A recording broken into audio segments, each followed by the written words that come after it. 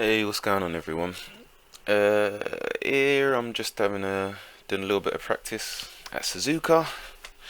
Done a few laps, still trying to figure this car track combo out. Um, so yeah, I figured I might as well just record what I usually do, which is basically I what I do basically, yeah, I'll do some laps, and then after doing the laps I'll then watch the chase view to sort of like take a look at my lines,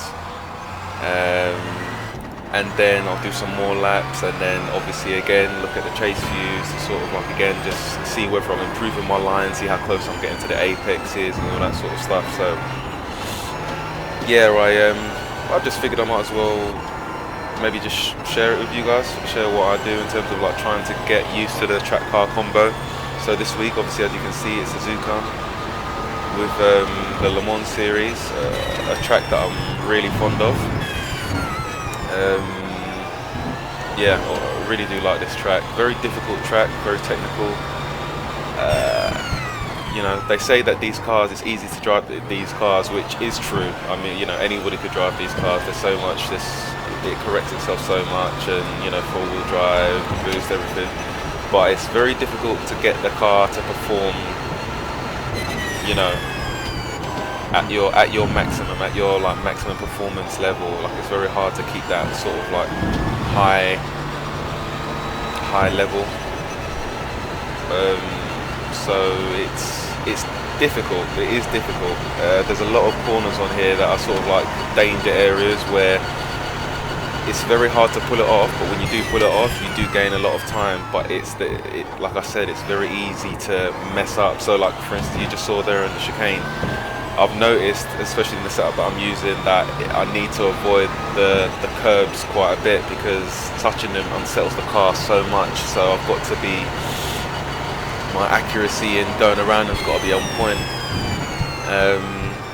This first corner, it's a fun corner when you know what you're doing, especially in these cars. You can just dive it right in, but you can't get too carried away because the car will understeer off into the sunrise. These S's again, it's just all about patience, I guess. You want to get on the throttle more and throw it around the corner more, but at the same time that you find that it can cost you time. Oh, there you go, the Degners, another danger area where very hard to get it pinpoint, and if you do make a little bit of mistake, it just costs you a lot, especially on the first corner. So this track to me is just all about patience. It's like patience management. Obviously you're going to have traffic management, car management, but patience management in terms of like here you've got to wait for the right moment to then get back on the throttle. And there I probably just did it a little bit too early. So you're just waiting. It's like you're waiting for the time to get on the throttle, and then you go. So yeah, you've got to be really patient. Here is obviously just easy, it's just flat out. So again, now I'm trying to avoid the curves like the plague, but again I turned in just a little bit too late there.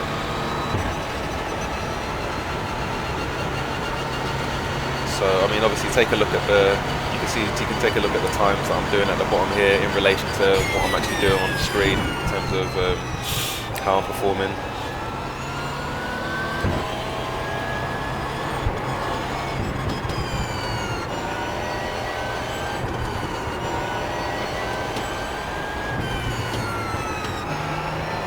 Probably got on the throttle a bit too early there. Just about got away with it, but I feel like I compromised my exit coming out of the S's. See, that wasn't good. See, I'm experimenting at the moment. No, let me turn that off. I'm experimenting at the moment with going through there in fifth. I've seen a few people go through there in fifth, so I figured maybe I can do it, but it's really difficult, man. Really difficult to go in that gear. You've got to be so accurate. I think I'm probably just better off going down into fourth, to be honest.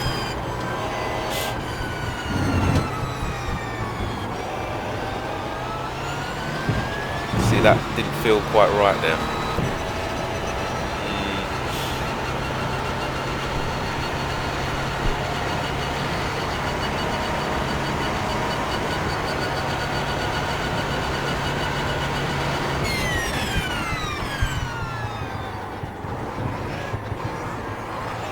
See, touching the curbs there actually wasn't too bad. Like it didn't unsettle the car so much that I was losing. Well, I lost loads of time. But I feel it's quite, you know, it's just like Russian roulette. Sometimes it's okay, sometimes it's not. It's just.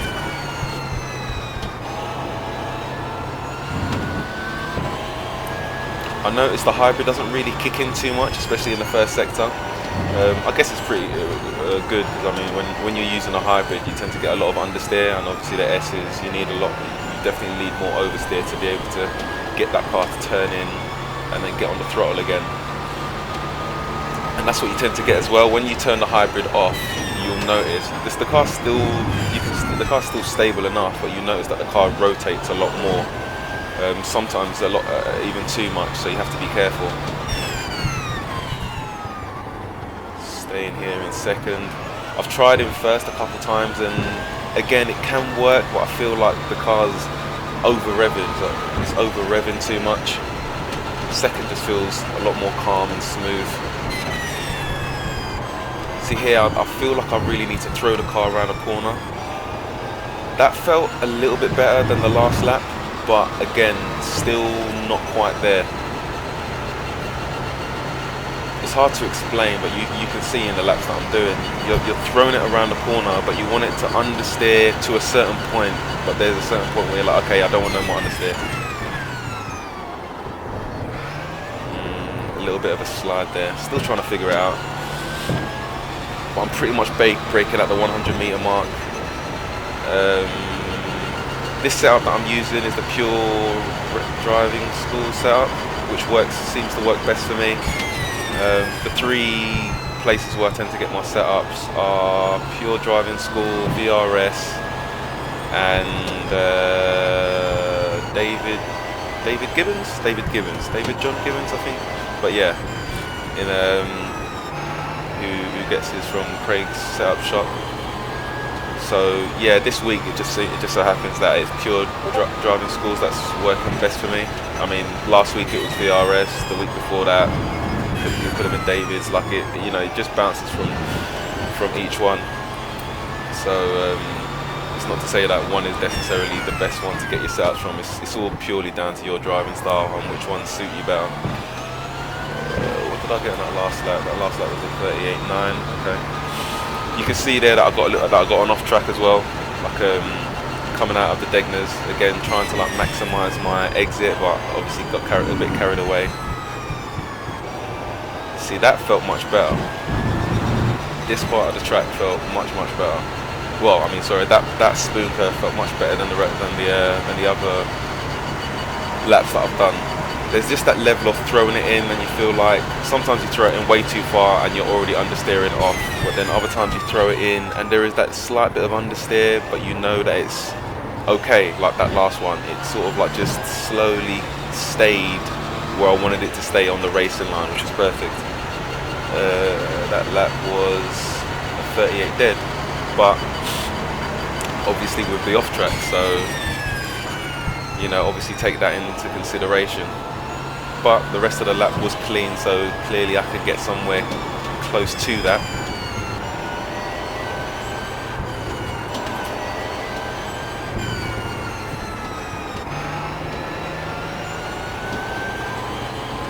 On this lap, I remember that I wasn't in the SS sector. I wasn't as fast as I was in the previous lap, but I was a little bit more conservative here in the Degners, which paid off. So obviously that's a lot more, it's obviously clean now, no off track there.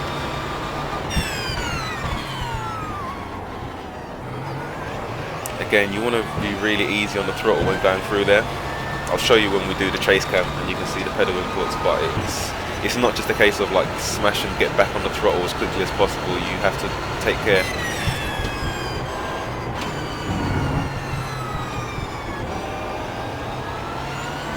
Again, that felt pretty decent through the spoon curve.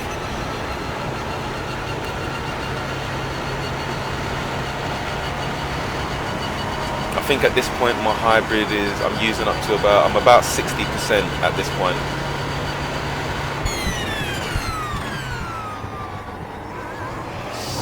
A little bit of the curves there, but get away with it.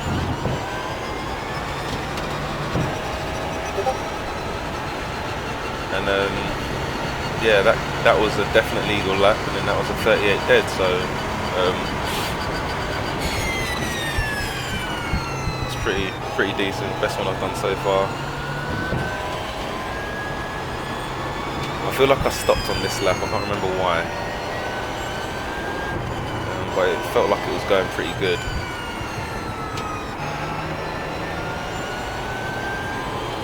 Here should be full throttle.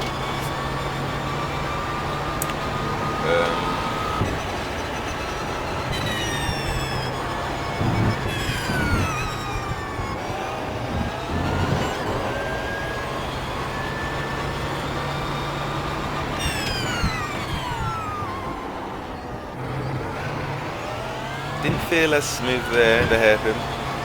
Not too bad though.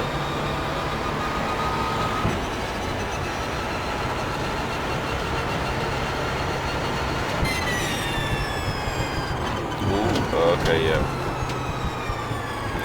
So you see what I mean there in terms of throwing it in?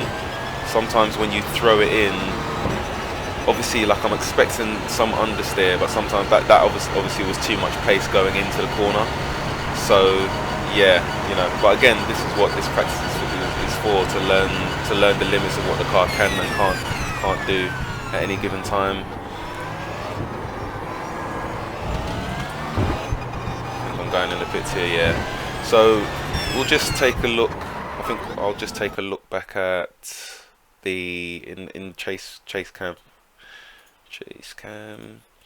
so that we can just take a look at my lines. We'll go with this one first, just to take a look, because obviously, I mean, this is almost a second off, but we can see where I'm a bad lap or an average lap to actually a good lap. See what it is I actually did different.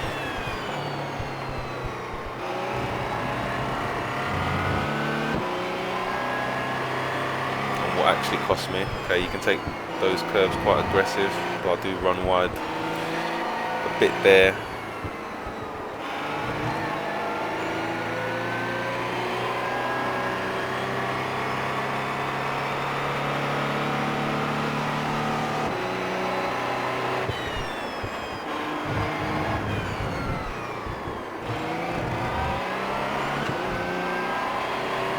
Again, I think I went in there in fifth. Fifth just feels a little bit too fast and unstable for me. Hairpin wasn't the tightest either.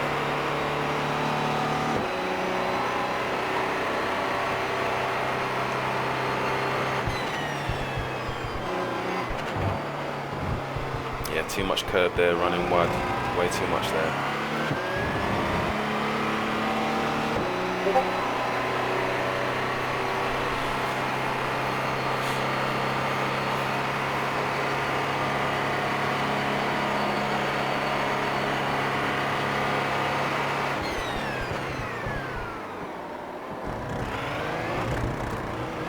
Losing the rear end as well, probably a bit too fast entry into the chicane.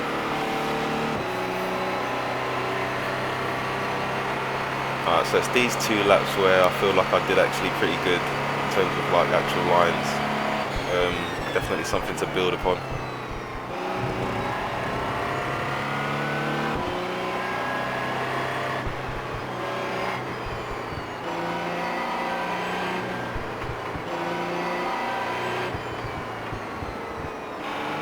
See, what was weird about that is that compared to the last lap, that felt a lot more calm. Like it felt like I was, again, being a lot more patient. I wasn't fighting the car to get around the corners as quickly as possible. It was just sort of taking it easy around the corners. Up until you can see there, the Degnar, I got a bit too carried away there on the exit. But apart from the Degnar, I think the rest of the lap is actually pretty decent. Just a shame it got spoiled by the off-track.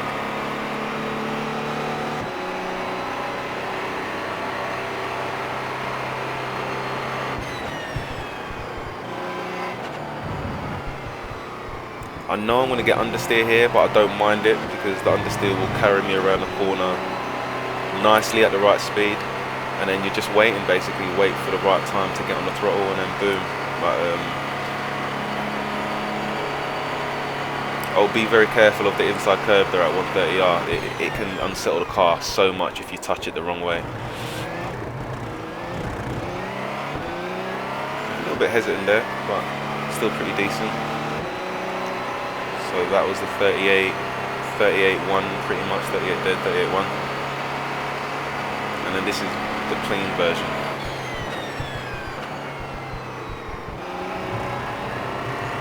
Again.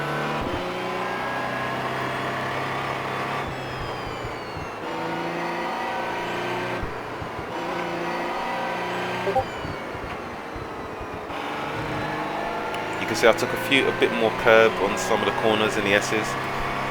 Coming out of here, I was still up, but I wasn't as far up as I was on the previous lap. So, but I'm taking it a little bit easier there at the beginners. Obviously now it's not an off track, so which is good. But again, like I said, it's just calm, being more calm and relaxed. Each corner definitely helps out, especially in this car.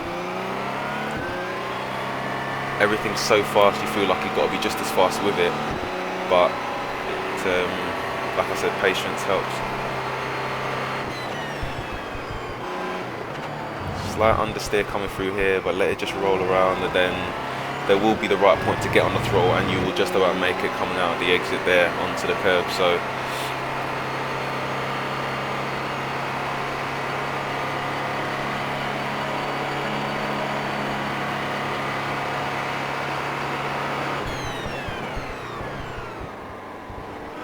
slight curb, so it really wasn't even that much curb there, like just the slightest touch. Took quite a bit of the curb on the exit, but the car seemed to manage alright. So yeah, there you go. So yeah, man, I'll guess the end of the video there. I mean, this is just practice. I'm not putting down god laps every lap. This is just me trying to figure the track out and figure it, just be nice to share it on the channel. Show you guys what I'm trying to do with the Audi anyway. But yeah, hopefully there'll be more improvements for me on this track. Like I said, the danger areas I feel are the Degners. It's very easy to get over carried away coming through here. The S's overall, danger in a sense, not that you can't be done, just that like you can lose quite a bit of time if you're too overzealous with it. The hairpin as well, just taking it easy, like I said, just being calm and collect.